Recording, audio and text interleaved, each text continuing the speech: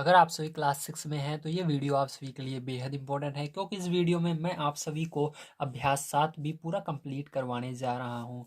इसके अंदर आपको टोटल 4 क्वेश्चन मिल जाते हैं। ये चारों क्वेश्चन ही बहुत इंपॉर्टेंट है।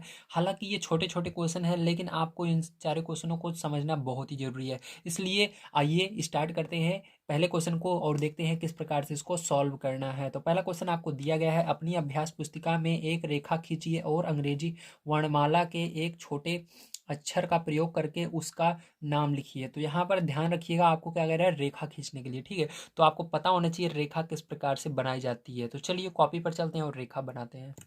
तो देखिए ये आपका पहला आंसर है, क्योंकि इसके अंदर आपको कह रहा था एक रेखा बनाने के लिए। तो आपको हमेशा पता होना चाहिए जो रेखा होती है उसके दोनों साइड एरो के निशान होते हैं। ये आपकी दोनों साइड अनंत लंबाई की हो सकती है, मतलब ये कभी भी खत्म नहीं होती है। ठीक, जैसे सड़क के अंदर आप जिस सड़क पर जाते होंगे हाईवे पर, उसके अंदर देखते होंगे लाइन खींची रहती है, ठीक है, साइड साइड में, तो वो लाइन कभी भी खत्म नहीं होती है, बहुत लंबी लाइन होती है। उसी तरह से ये भी लाइन है, ठीक है, ये कभी भी खत्म नहीं होगी। इसी को हम रेखा कहते हैं और इसको कहा जा रहा है एक इंग्लिश के स्मॉल लेटर से दर्शाने के लिए। तो इसको हम मान लेते हैं रेखा ए, ठीक है, ए से हम इसको दर्शा देते हैं। तो ये आपका क्या हो गया, पहला आंसर हो गया है। ठीक है, चलिए इसके बाद हम देखते हैं अपना दूसरा क्वेश्चन और देखते हैं उसको किस प्रकार से सॉल्व करना है। तो देखिए पहले जो यहाँ पर सेकंड नंबर क्वेश्चन आपको दिया गया है, अपने आसपास में उपलब्ध वस्तुओं की सहायता से कोई 3 ऐसे उदाहरण दीजिए जिनसे रेखाओं या उनके भाग का बोध होता हो। तो आपको क्या करना है, यहाँ पर अपने आसपास में देखना है, ऐसी जो भी वस्तुएं दिखे उनको लिखना है। ठीक, उनका नाम यहाँ पर लिखना है, जिससे कि आपको पता लगे कि ये रेखा की तरह है। ठीक है, जिस तरह से रेखा होती है। तो चलिए इसको हम करते हैं और यहाँ पर दिमाग लगाते हैं कि क्या क्या चीज़ें हो सकती हैं।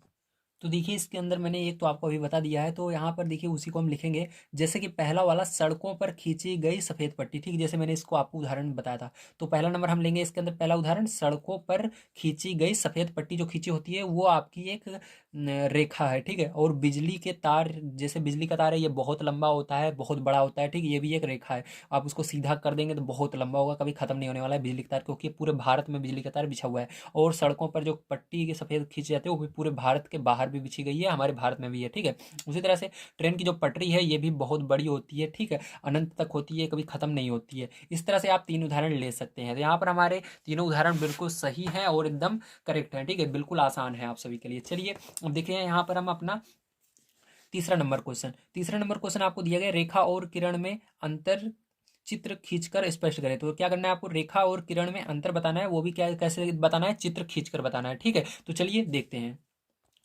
तो देखिए यहाँ पर जो रेखा होती है आपकी, इसके दोनों तरफ एरो रहते हैं, ठीक, इस तरह से निशान रहते हैं, मतलब इसको दोनों साइड बढ़ाया जा सकता है। दोनों तरफ ये बहुत लंबी हो सकती है, अनंत तक हो सकती है, कभी खत्म नहीं होती। ठीक है, ध्यान रखिएगा। इस तरह को जब इस दोनों साइड जो बढ़ती है लाइन, उसको रेखा कहते हैं। जो केवल एक तरफ बढ़ती है, जैसे कि जो किरण है केवल एक तरफ, यहाँ से ये स्टार्ट होगी तो इधर नहीं बढ़ेगी, ठीक, इस साइड नहीं बढ़ सकती, केवल एक ही दिशा में बढ़ेगी, जाए ये इधर बढ़े तो उस साइड नहीं बढ़ेगी, अगर उस साइड बढ़ रही है तो इस साइड नहीं बढ़ेगी, ध्यान रखिएगा। ठीक है, इसका मुख इधर भी कर सकते हो आप, तो इसको किरण कहते हैं। समझ में आ गया आपको। चलिए इसके अंदर हम देखते हैं अपना चौथा नंबर क्वेश्चन। चौथा नंबर क्वेश्चन आप सभी को दिया गया है, दिए गए प्रारंभिक बिंदु निगमन बिंदु ए, मतलब जो प्रारंभिक बिंदु ए है और एक अन्य बिंदु बी से होकर जाती हुई एक किरण खींचे। आपको क्या करना है, यहाँ पर फिर से एक किरण खींचना है, उसके अंदर ए और बी आपको दिखाना है। जो आपकी किरण स्टार्ट होगी, यानी प्रारंभिक बिंदु जहाँ से आपकी किरण स्टार्ट होगी वहाँ पर ए रखना है, ए लिखना है वहाँ पर, और उसी के बीच में क्या होगा, एक बिंदु बी आएगा। ठीक है, इसको किस तरह से दर्शाएंगे, आइए कॉपी पर चलते हैं और समझते हैं।